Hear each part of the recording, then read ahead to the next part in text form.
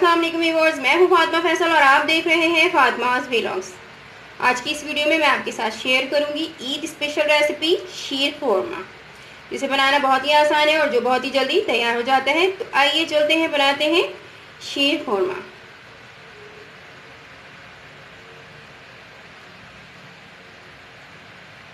मैंने एक पैकेट सेवइयाँ ली हैं और इसे मैं अच्छी तरह से चूर कर लूँगी। सेवइयाँ अच्छी तरह से मैंने चूर कर ली हैं, ये देखिए इस तरह से। अब मैं एक पैन में 3 टेबल स्पून घी ले रही हूँ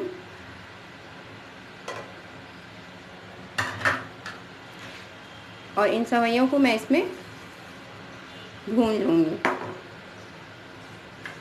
मीडियम फ्लेम पे मैं इसे भूनूँगी। 5 मिनट लगते हैं इन सेवइयों को भूनने में और सेवइयाँ अच्छी तरह से मैंने भून लिया है। अब मैं इसे एक बाउल में निकाल लूँगी। 1.5 लीटर मैंने फुल क्रीम दूध लिया है, जिसे मैंने बॉईल करके ठंडा कर लिया है। अब मैं इसमें सेवइयों को ऐड करूँगी, शामिल करूँगी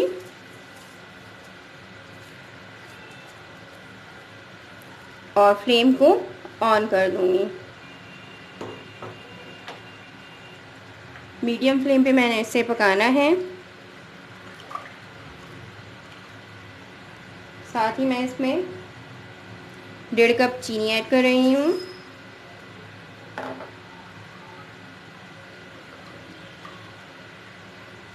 अच्छा, ठंडे दूध में मैंने सेवइयाँ इसलिए ऐड की हैं ताकि ये एक दूसरे में चिपक ना जाएं, जम ना जाएं। अगर आप गर्म दूध में इसे शामिल करेंगे तो ये जो है गुठलियाँ सी बन जाती हैं। अच्छा, मैं यहाँ पर जो 1/2 कप खुश्क दूध का इस्तेमाल कर रही हूँ। आपकी मर्ज़ी है, आप इसमें शामिल करना चाहें तो करें और ना चाहें तो ना शामिल करें।